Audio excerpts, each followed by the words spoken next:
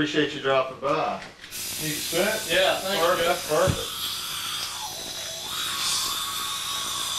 Yeah. Thanks, Jeff. That's good. That's good. Sure you okay? Yeah, I think I'll be all Get right. that in your eyes? Yeah, if you would, it'd be good. Good. I've been proud to be curator of the River Cup Hall of Fame since 1993, Has it been that long, Jeff? at least.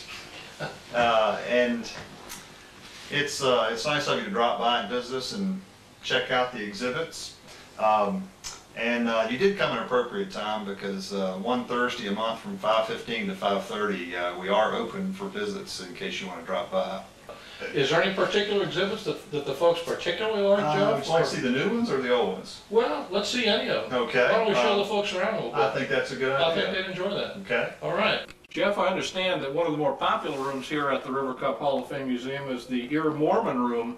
We'll take a look at a couple of the artifacts that we've got here in the George Ear Mormon room. We won't have a chance to see all of the exhibits here in the Ear room, but I'm glad to see that we've happened here at a good time. Langdon Moss. Oh, hi, Paul. Hey, Langdon, it's good to see you. I didn't realize you were here today. Well, I'm just so glad you're here. As the chairman of the River Cup Hall of Fame Museum, I think it would be appropriate for you to go ahead and maybe talk a little bit about a couple of the artifacts we've got here. Oh, sure, I'd be happy to. I thought you might. I like to come over here to the River Cup Hall of Fame and just sort of browse around, and because these exhibits bring back so many memories.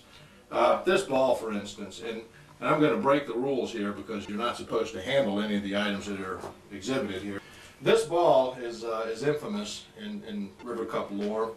I'm not sure which year this was, Paul, that this took place, but it was back in the mid-90s, playing at the river course of CCV. There was an infamous match, and I was involved in that match. And Ear hit a ball that we all saw land near a tree. This was on the 18th hole, 18th green, correct. Yes, I remember that. The match was very much in question as to who was going to win that. And when we went up to look for the ball, we couldn't find it anywhere. And we allowed a drop. You might remember we did a little segment on this a while back. I do recall we had a rules drop, and if I recall correctly, the holdup was something in the line of 90 minutes. Correct. Couple it was, hours. 90 minutes, give While or take. George searched for the ball. George searched. He pulled out a rake, went home, got a rake, came back and tried to rake up the leaves. And later we went back and we found the ball. This is. You can see it's got George's mark on it right here. George's mark. Yeah. It's a top flight Mark. XL2, which George played with poorly, I might add, for many years. But this is the ball that was the whole cause of that infamous incident. What a great memory that is, and what a great artifact. It brings back so many memories, just flooding back. And these glasses back in 1990, you might recall George was playing against Joby Klotz, but Joby was late. He did not set his alarm correctly. That was his excuse, I think. But anyhow, he was late for the match, and the glasses that George had, and these very glasses, he claims that he broke, and that was the reason why he played so poorly and lost the match to Joby, and George never has quite gotten over that. So. It was a close match, though, and very sportsmanlike of Ear to allow Joby to join the match 3 holes in. 3 holes into the contest, Joby arrived for the match, and of course by then Ear was completely blind, could not see anything. He did not even know it was Joby for another 3 or 4 holes. But another great story, and among many stories from the River Cup. The next exhibit I'd like to visit on the afternoon tour of the Hall of Fame is the Chris Young room. The Chris Young room is one of the more popular stops on the River Cup Hall of Fame tour, and we've got 2 exhibits here. The ball that you see over here, that is the ball that Chris used to totally demolish the record short drive of John Leach. Leach had held that shortest drive in River Cup history for several years, and Chris Young just blew it all to smithereens. Chris actually hit the ball less than 2 inches. Right, that was in the great the River Cup downpour year, wasn't it? The blizzard exactly. year? And, right. Chris hit a divot that went almost 40 yards. Hurt himself on that, if I recall. Hurt himself and deserved to for that. And John Leach's record before that was about, that was a pretty short drive. I mean, right. It was only 8 8 yards. But it was mostly to the right. Mostly to the right, but Chris So was straight. Chris- It was dead straight, but only about 1.25 inches. And this is the club. This is the club. This is the club that Chris used to hit that drive.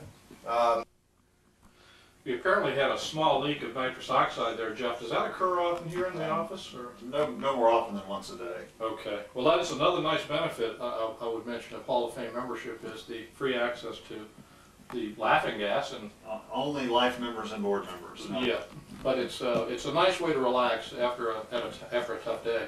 Lyman, let's go on. Let's tell us a little bit about this club that Chris used for this drive. This particular model is a classic. It's a Patty Berg, and he wields it very well. Obviously, to be a record holder in the River Cup, you've got to be able to swing the club well. It's got a nice feel to it, doesn't it, Jeff? It does. It's a beautiful club. Obviously, well used.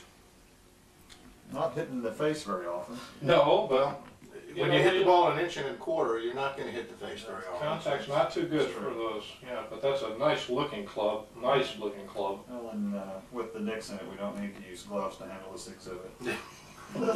True. True. Okay, do we have another exhibit here and close by that we can go into? Go ahead. I was going to say, Jeff, what we might want to do is go take a look at the Eagle Room.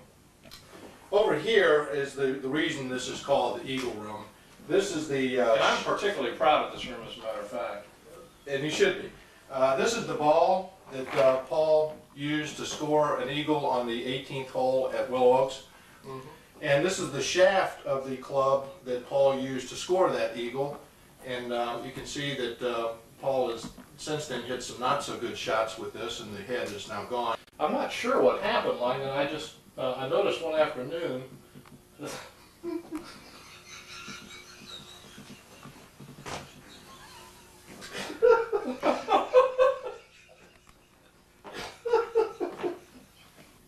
I'm not sure what happened, and I noticed that Jeff, there's like smoke coming down. Is there a leak up there or something? Is that the nitrous oxide? No, I think we have the concentration worked out perfectly. Okay.